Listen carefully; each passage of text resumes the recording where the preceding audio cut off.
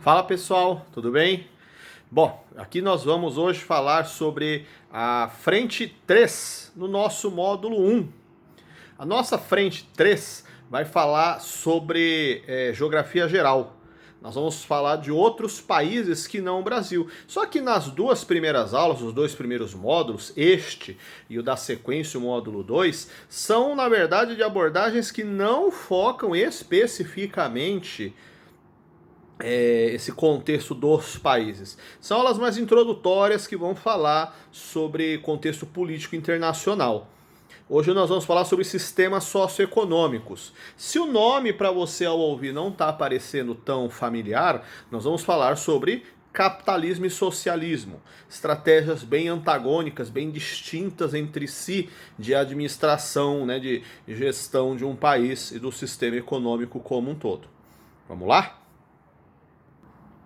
Não há uma ordem, na verdade. Eu gosto de começar com o capitalismo porque eu acho que é um consenso que é mais fácil para todo mundo entender, já que nós vivemos num sistema capitalista desde que o Cabral chegou ao Brasil em 1500, né? Desde toda a história do Brasil português, Brasil europeu, nunca se teve outro sistema administrativo. Então, na verdade, muito do que a gente vai falar aqui, você já sabe que funciona desse jeito. A função da aula não é trazer conhecimento sobre o sistema capitalista, mas a ideia é você entender, interpretar os conceitos, os nomes que eu vou citar e que aí você vai pegar, né, junto com a apostila, ao estudar e fazendo exercícios depois, e perceber que são essas nomenclaturas que serão utilizadas.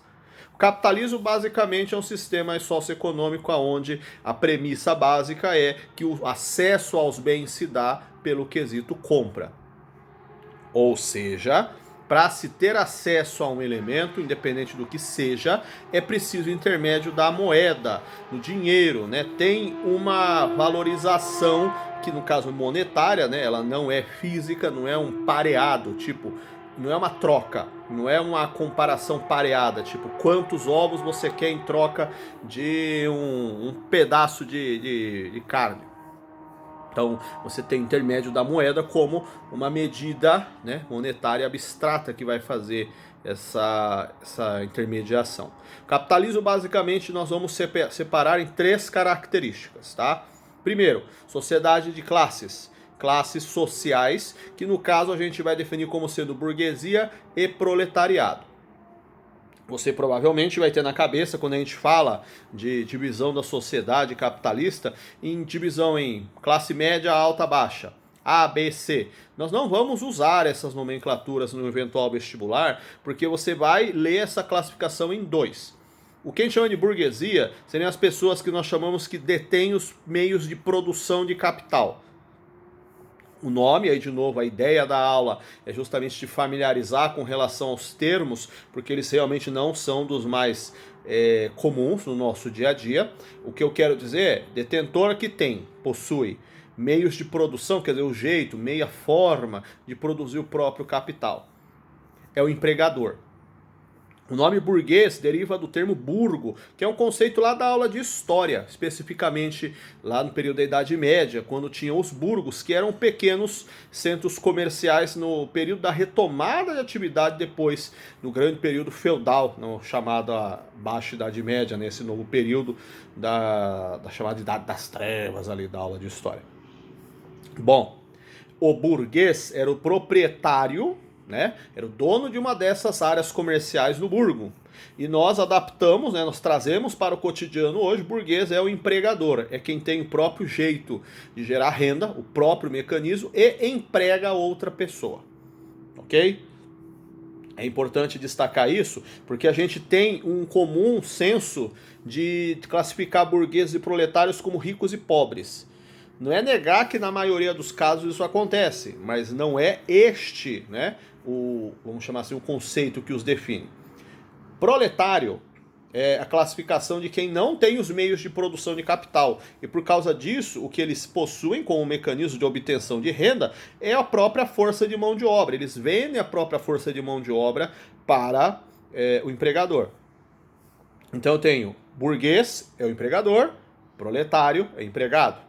Eu disse que não são sinônimos de ricos e pobres, porque, por exemplo, um burguês ele pode, sei lá, tia Marocas do pé de alface, tá lá toda endividada, cheia de problemas, um monte de dívida, não consegue devolver o dinheiro que pegou emprestado com o banco, os juros estão ficando gigantescos, mas ela tem 2 funcionários que ajudam ela lá na feira.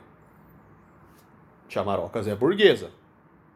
Do mesmo jeito, um profissional do alto escalão de uma empresa, vice-presidente, sei lá, tem 60, 70 mil reais de renda líquida todo mês.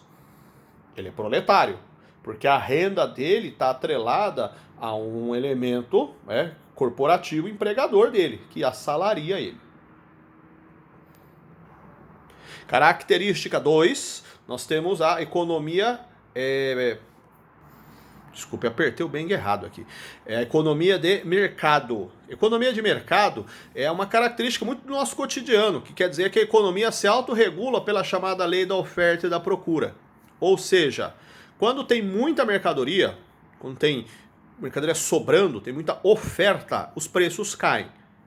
Inverte, quando você tem muita procura, tem muita mercadoria sendo procurada pelo mercado consumidor, o preço sobe. Vamos pensar em épocas específicas. Período de Natal. Vai conferir o preço de vários itens de presentes. E se a gente for comparar o preço do período de Natal e compara com 20 de janeiro, você vai ver que houve uma sensível mudança no preço. Isso vai valer para Páscoa com chocolates. Flores em épocas como Dia das Mães, Dia dos Namorados, período próximo a Dia de Finados, de brinquedos com Dia das Crianças. Então, a economia ela se auto-organiza sem intervenção do Estado. Seria economia de mercado. E por último, a propriedade privada. Privado quer dizer que é particular. Então a ideia é que no capitalismo os bens eles são acessíveis a partir da compra e essas mercadorias são individuais, pertencente a cada um que a comprou.